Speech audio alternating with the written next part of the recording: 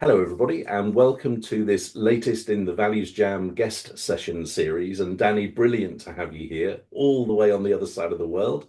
So, to start with, please introduce yourself and tell everybody about the great work that you do. Yeah, well, good evening for me. Good morning for you, Alan. Thank you so much for having me. I'm really excited to be here. As you said, my name is Danny Mayson-Kinder, and I am CEO of the charity, the Be Kinder Foundation. And Be Kinder was set up when my 12-year-old daughter, Billie, was killed in a horse accident. And Billie she was just remarkable. She was very unique. And everyone that met her said there was something about Billie. And she just had so much empathy and kindness and compassion.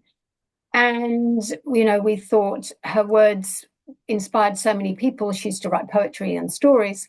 Why not use them to help children in primary schools? So we looked at the data around and the statistics around mental health. And we had a lot of people come to us saying that their children were being bullied, or their daughter was self-harming, or they suffered anxiety. And somehow Billie's words were inspiring them and empowering them to make a difference. So we got together with a wonderful lady called Dr. Kathy Harrison, and we put workbooks into primary schools, really to empower and inspire children to become kinder, more empathetic, and more compassionate. So that's sort of the very basic core of what we do. We have every day our Be Kinder Day. We now have a Be Kinder School initiative, which is all about leadership. So we inspire the student leaders from schools to role model and really, model that kind of behavior throughout their school. So it's the culture. And we just think monkey see, monkey do. It's not just schools. We do want everyone to be involved. We have our Walk for a Kinder World coming up. And Walk for a Kinder World is really, given the bullying statistics that have come out recently, the suicides, we had another one last week. A young 12-year-old girl here took her own life. And, I think everybody talks about it, everybody band-aids it. Let's get in with that early intervention. And instead of just talking about it, let's take action. And we're inviting people to pledge to be kind. So you can find out more on our website, bekinderfoundation.org. And that's just the letter B and kinderfoundation.org. Thanks, Danny. Every time we talk, it just hits me where this originated from, and also how important it is. And you use the word band-aid. I think there's so much that is happening in this space that is really superficial and not dealing with the root. And there's a parallel with ValuesJam, actually, because I don't know that I've shared this with you, but over the past recent months, people have started to say, have you thought about creating a version of ValuesJam for early learning children and also young people? So that's what I'm working on at the moment. It's called ValuesJam Junior, and it's going to be a simplified version of what we're doing right now with very similar branding. So maybe when I've got the kind of outline of all of that stuff, I'll pass it by you, because you're closer to young people than I am and might be able to give me some tips about the direction of it. Yeah, well, anything that I think gives children a voice and empowers them to actually, one, make a stand, and two, use their voice for good is really important. And, we can empower. You don't have to be a celebrity or an adult. We have children as young as 6, 7, and 8 saying, I want to be like Billie. I want to make a difference. And it's amazing. Well, you say that. So every October, and this is part of it this year, I have a ValuesJam challenge for myself. So this month, I'm going to be having 31 ValuesJam sessions. Now, last year, the 1st of October was on a Sunday, and I was visiting my daughter and her family. And Jacob was then 5. So on the way there, I was thinking, I know what, I'm going to play Values Jam with Jacob and see how it goes. But of course, because he's so young, it was like, I wonder how this is going to work. So what I did was, first I asked him to tell me whether he knew the word or not, and went through all of the 60 cards. And so we had a smaller pile of the words that he knew and a bigger pile of the ones that he didn't. So we put those to one side. And then I got him to You might have to do that for me. then I got him to force rank. So, what's your favorite, enjoyment or family? And anyway, his favorite three cards were love, beauty, and kindness. Yeah. So that experience convinces me that you can use the card game with children as young as that, to do something with them. But anyway, let's choose our card.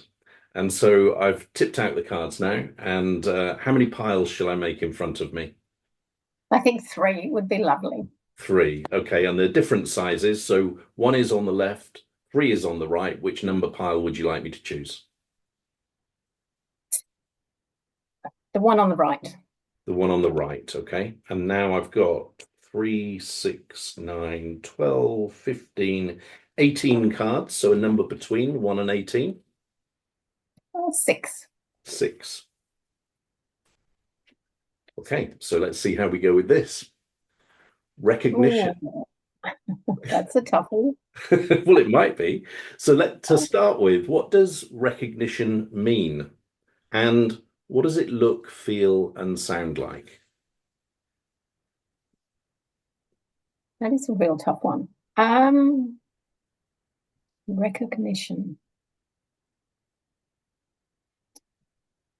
I think for me, if I was talking about recognition as a value, I think I would sort of align it to something along the lines of wisdom or knowledge, and maybe a place that we get to, and it takes some longer than others, but maybe we get to a place where we recognize, I guess, ourselves, our values, and then we recognize the needs of ourselves and others. I think it's an awareness. I think recognition is more of an awareness of where you are, and I think recognition is comforting. I think it's empowering, and I guess on the other side of the scale, it could also be quite daunting to find out things that, yeah, maybe are different to what you thought they were. That's an amazing start because and this just shows the power or not of words. Because you've gone down a route which I think is focused on self, right? So it's like I recognize the situation or what has happened or whatever. Whereas I dive straight into acknowledgement, appreciation of others, recognition, as in an organizational setting. And I suppose the reason for that actually is that in the work that I do, I often tell people that I think that recognition in the workplace or any other setting is the best investment you can ever make in terms of making a difference in an organization. So fascinating that we've gone off on two different tangents to start with. And that just on this point about comforting and empowering or daunting, could you just say a little bit more about that? I don't know. I guess you're right. I guess recognition did come from self originally. I see where you were at with recognition of others, but I think as a value, I think we all get to a place. We grow. We learn. We grow. And I think, maybe from myself point of view, from trauma and grief, I have recognized myself very differently from the person that I was.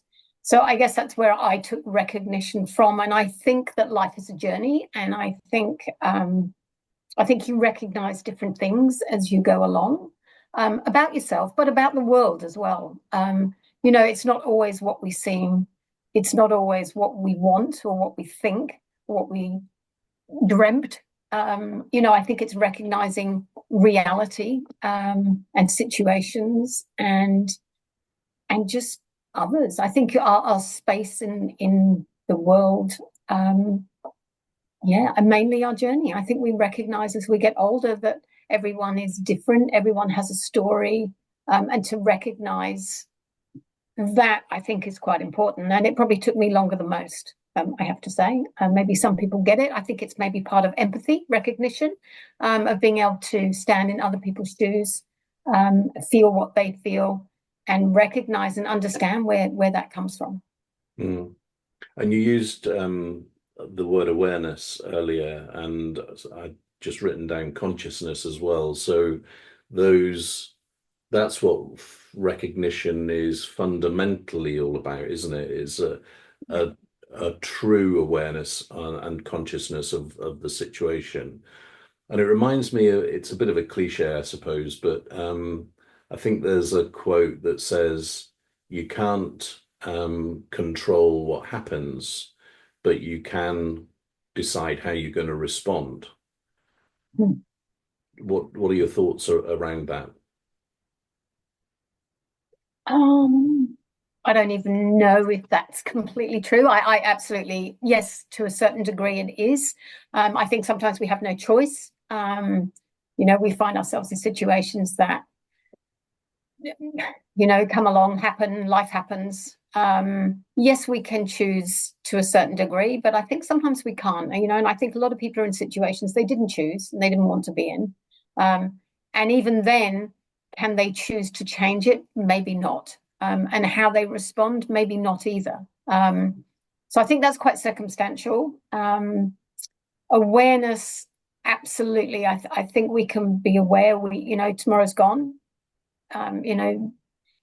Sorry, yesterday's gone. Tomorrow's, in the future, and we only have today. So it's about acting now and choosing now. Yes, it is. I think the recognition part is not so much choosing, it's about understanding where we are, the awareness of understanding exactly what's happening.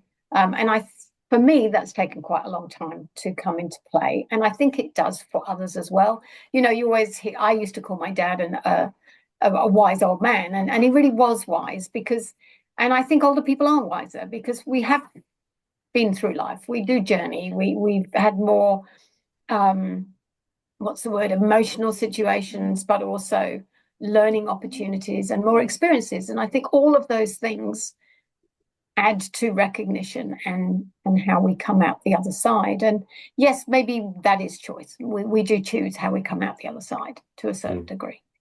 There's a guy I follow, he's called Shrikumar Rao. So originally from India, now I think he might be attached to a university in America, and his blog is quite interesting. Last week he posted that his grandson came to visit, and they went to like one of these fairground type places, and they went on a ride that was, of course, pre-programmed, but they were sitting in like a model car, and there was a steering wheel. And his grandson said to him, "Granddad, can I drive?" And he said, "Yes, of course you can." And so they went on this ride. He said they enjoyed it so much that they went on again. And after the ride, his grandson said to him, "How did I do? Did I drive okay?" And he said, "What can you do when you've got a 4 or 5 year old asking you?" So he said, "Yes, you're the best driver in the world." And then his blog goes on to suggest that actually that's us in our lives, that we have an overestimated view of how much we are actually driving, and we're not. No, no, we're not. Absolutely, we're not. And maybe that is part of that recognition because you now understand that, and I now understand that. I mean, really, you say choice. I don't think we have choice about many things, to be honest, except in our very immediate circle. Especially now that down age, with social media, and I don't think we have a lot of choice at all, with governments and just the way, the world is heading. Those big choices are out of our control, but the little choices are still our own. And they're the ones we have to make matter. And maybe that's a recognition, of your maybe recognizing where we stand in the world, what we can do and play our little part in the world, because everyone can make a difference. Doesn't matter how small, everybody can make a difference to somebody. So that for me would be my main recognition is, and it was like that after Billie died. If I still have to be here without Billie, I need to make a difference. I have to be able to do something that makes a difference. And that was a really big recognition for me, that we all play a part. It's a bit of a tangled mess sometimes, but we all play a part, and it's understanding where we sit in that and how we can do that and actually making it happen. And what you were saying there about a tangled mess, that resonates really strongly with me in the area of values, because there are a lot of people in the values space that kind of suggest that values mean that the world is all rosy and shiny and everything's, like a paradise. And I have the almost opposite view, actually, because I think values are a really brilliant handrail to get us through this tangly mess, of a world, when it guides you towards making decisions. And I think one of Roy Disney said, when you understand your values, decisions are easy. And I find that so true. And you've also reminded me of, I can't even remember who this is, but somebody I remember in a conversation saying they had made a conscious choice not to spend time with certain people that they had been spending time with in their life, because they said, my time is too precious, life's too short, and I don't want to be doing that. So is that an example of the small choices that we do have? Yes, I think so. For me, I would much rather be in a room with children any day of the week. Kids say what they mean. It just comes out. There's no block there at all, and children are born curious, and they have imaginary friends, and they, have fairies, and, all of these things. There's a whole magical world that they live in, and somehow we manage to knock it out of them. Oh, they don't exist. You haven't really got a friend. They're not real. We for them, it's real. And, one of the things I've learned through Billie's words and our workbooks and talking to children is, I'll ask them if they like it, and they'll say, I'll ask them why, and they'll say, because it's real. It's real. It's a real story. It's real words. It has real meaning. And children don't like to be hoodwinked, and I think we lose that as we get older. And I would like to say that, my biggest value for me is authenticity. And it really means a lot to me now that people have to be real. And I find it hard when they're not, or when people, I think somebody was, and then they turn out to be not. I think disappointment comes with the aging as well. And like you say, there's not always people that were who you thought they were, or we're on different journeys and we go different ways and we have different values. And yeah, values aren't, like you say, are values I think you have to live by. So yeah, for me, authenticity would definitely be one. And I think that's part of acknowledgement. I think I've acknowledged where I am. And I'm sure that will change at some point. But yeah, that's where it's at. Mm. And you talking about children, I'm the same. I feel that I'm more on a level with a 5-year-old than I am with people my age. For the They're so sim, refreshing. oh, it's Yeah. brilliant. You've reminded me there's a place called the Natural History Museum in London, probably most famous because it's got a giant dinosaur skeleton in it. And I have been there. Yeah. Yeah. okay, so I went Yeah. there with my grandson Jacob. He's really fascinated with dinosaurs. And this is, I don't know why I'm sharing this with you actually. Oh, yeah, it's a recognition of that the children's view of the world and how different it is from ours. And we were we were in a corridor which took a turn to the right, and then there was a turn to the left. So when we turned to the right, you knew that there was a turn to the left coming up, but you didn't know where we were going. And I just said to him, Jacob, can you see that there's a turning up ahead? And he said, yeah. So I said, shall we go and peek around the corner and see where we're going? And we both crept up the wall, and just peered Yeah. around. And it's just such good fun. It's so And much more fun. yeah, that's Yeah. right. That's right. So let's get maybe let's go to the other side of this coin then. There's a question here. Where have you noticed a lack of recognition?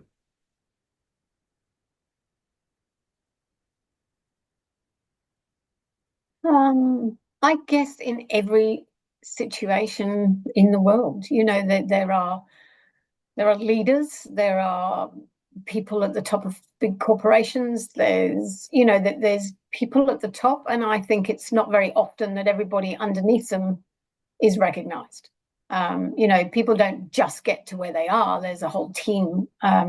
So maybe the same thing, we don't give the recognition to other people, of getting those people to where they are. And I think that really goes a lot into government, and our leaders change rapidly. They come and they go.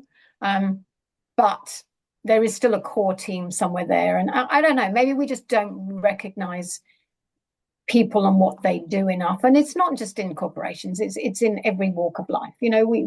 We probably don't recognize the road sweeper and the valuable thing that he does, and we don't recognize the teachers, or there's so many people that do so many incredible things and go unnoticed. And I just think people need to take time. I think it's time to stop and understand and actually see people. I think recognition is a seeing, and I think we need to see what people do and actually how they feel and where they're at. And just as simply as how are you today should be, what's it like to be you today? And I think that's a recognition, actually recognizing people in their space at their time and where they're at. And we're also flippant with how are you, good morning, how are you today? And you don't even wait for an answer, you just say things. So again, it's that authenticity, it's recognizing and really having time for people, and waiting for the answer, and actually listening to what they say and recognizing where other people are at, and where everyone else is that doesn't get a chance to speak or say where they're at too. Yeah, and you're reminding me of the world of sport here, not team sport, but individual sport. So whether you think of, say, Formula One, or whether you think of tennis, and you can have that world champion receiving the shield or trophy or whatever it is, but Yeah, you've often got like tens, if not hundreds, of people behind that person that yeah, are partly responsible for them being able to do what they have done. And some of them are better than others at acknowledging that, I think. And then you've touched on teachers. I still can't get my head round how we don't recognize and value the fact that these people are potentially inspiring a future generation, and how and as parents, we just put our kids in school, and we basically hand them over to people we don't know. I mean, it's huge, absolutely the most important thing in the world, and we hand them across, and we don't acknowledge what these teachers do for our children, and they shape them. you know um Billie had some amazing teachers, but in her final couple of years, she had an incredible man, and he took Billie on this journey, and he she grew. She blossomed. She blossomed in the first sort of the final couple of years before she died, and he was really responsible for that. He gave her vision, and I don't know how he did it, but there was something that he brought out of Billie that was incredible. So yes, teachers, I think, should be acknowledged way more than they are, for sure. Mm. Are you still in touch with that guy? I am, yeah, not very frequently, but yes, yes, yeah, Because it strikes yeah. me that I don't know, this is a bit of a random suggestion, so just take it for the gift that it is, and if anything is sparked by it, good, and if not, that's absolutely fine. But in terms of Be Kinder, uh, him and his behavior as a role model for others feels like it might be worth exploring, but that's just an aside. Now, in ValuesJam, you've also got the opportunity to create your own question. So I'm going to invite you to do that, to ask your own question about recognition, beginning with who, what, where, when, why, or how. And if you'd like to, layer on top of that, what would a 6-year-old ask? Is that two questions? Kind of, yeah. Or you can put it in together in one. Okay, can I have it as two? Because my question is actually aimed back at you. What was there ever a time when you have one of those recognition ding dong moments where suddenly a situation hit you that you just hadn't got before? Whoa, good question. Yes. So it's a corporate example, and I had been progressing my career, and I'd kind of been frustrated regularly at the behavior of senior leaders in organizations because it was my view that they were making decisions sometimes not for the benefit of the organization, but for their personal benefit. And I kept telling myself, oh, they're the odd one out, they're the one that's different, they're the exception that proves the rule. But then as time went on, it just kept happening too often. And I was in one organization where I was made redundant actually, and it made me realize then that they were not the exception that proved the rule, that they were commonplace, those people. And I then recognized that the corporate world was not somewhere where I could thrive because I couldn't imagine being in organizations that were, you always found people like that. Now that's maybe a bit idealistic, but that's what prompted me to set up the business that I run now. So there's the example. What about you? I think I've had quite a few actually. Again, I think it's a journey. I think along the journey you have those ding dong moments where you thought you knew someone or something, and then you realized actually you really didn't. And you, I, I also, I also feel as I'm getting older, sometimes the world isn't quite as well. It's not black and white, but it's often not always as it seems. And I guess that's my recognition of you think it's going to be a certain way and then it really isn't, or you expected people to be with you and they're not. And I again, it's like I said at the beginning, people do go on their own different journeys, and I don't know if I had a one particular. Oh, I guess Billy dying was my ding dong moment. Life it was never going to be what I thought it was going to be. It changed in an instant, and my future disintegrated. Or the future I thought I was going to have could never be. So yeah, that was probably my biggest recognition. I thought I had it all mapped out. I thought I knew what was coming, and then you don't. Yeah. So it's back to that steering wheel thing that we were talking about earlier, right? You thought you were, Yeah, no, couldn't drive that one at all. yeah. No. Actually, you Yeah. reminded me another one, which was, and this is, yeah, so recognition that things are not always what they seem. I started a new role. The business was losing a lot of money. And so as part of the negotiation for the package, I asked if I could receive a percentage of the reduction in the loss that the company was making to recognize what I had achieved.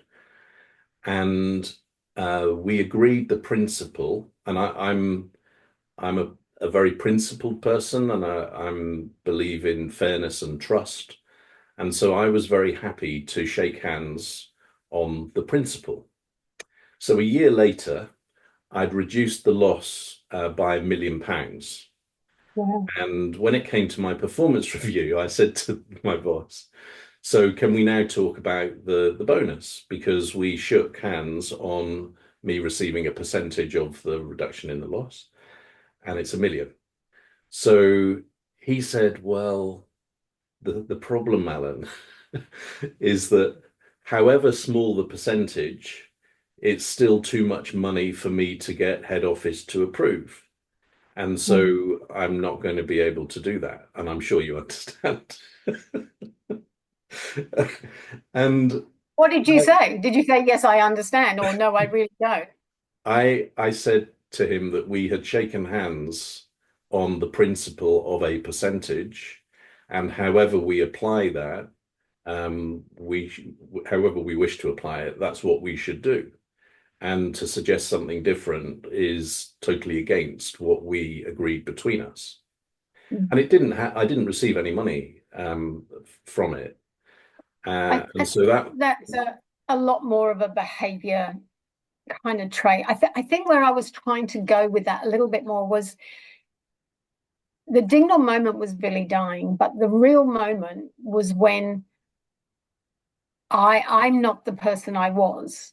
But now when I sit here, I've come a long way in 8 years, from the grief I was in to where I am now. But I can compartmentalize it now. So I can sit in front of you here, and what you see is, I guess, me sitting here talking, chatting, laughing.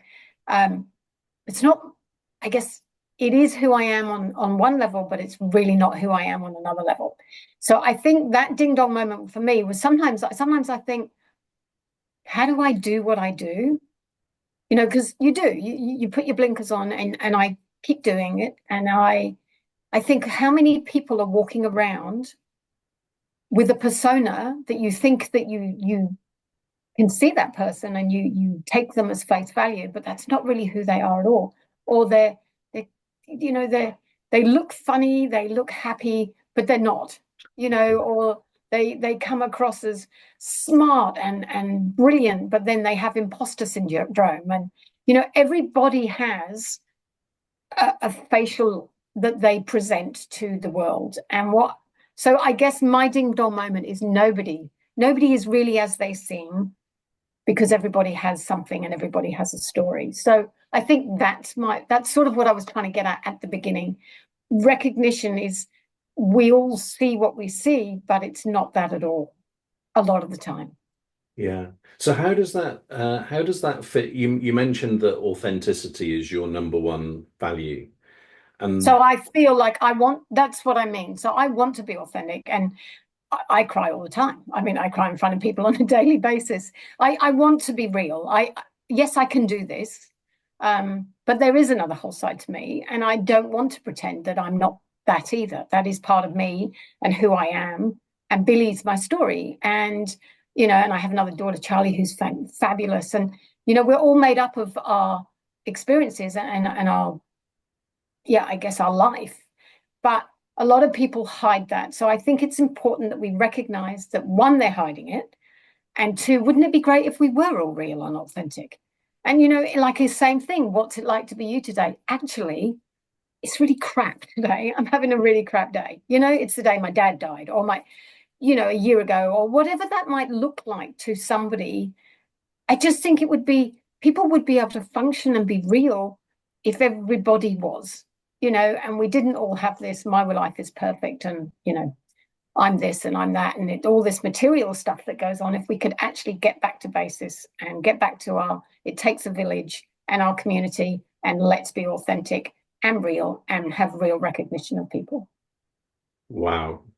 You you just put it in a nutshell, right? So I whenever this happens, I feel obliged to draw the session to a close because we're not going to better what you've just captured there. So there is one final question for us to finish, and it's this. What are you encouraged to do differently about recognition as a result of our conversation?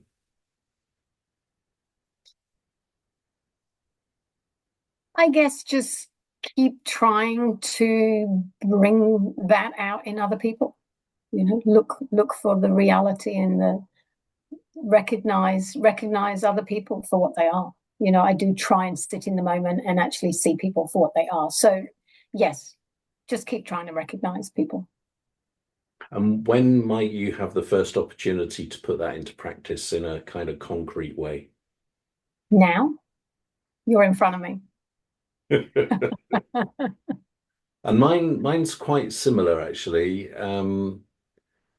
So I think that what I'm going to do differently is firstly to recognize that people are not always how they appear, but then there's a follow-up, which is to recognize that there's a reason for that and to give them some grace because of that and be curious about it, not in a nosy way, but just to be curious and yeah, it's to be the child actually, that innocent and curiosity. and to get back to being the child, instead of, this is what we teach in our leadership programs as well. Your friend might come to school and be in a really bad mood, and you're like, oh, you're in a bad mood today. We really try and teach that empathy of why is your friend in a bad mood today? What happened to him before he Okay. got to school? What happened at home? So it's always like you say, take that moment to think about why the people are presenting how they're presenting, and what could be behind it. So it's like we said before, just stop racing around all the time and actually just have time, give people time. Well said. So, Danny, thank you so much for this values jam. I I can still remember your face when I showed you the card, and then we've had a brilliant conversation. So, thank you. No, thank you very much for having me, Alan. Really enjoyed it. Cheers. Bye. Thank you. Bye bye.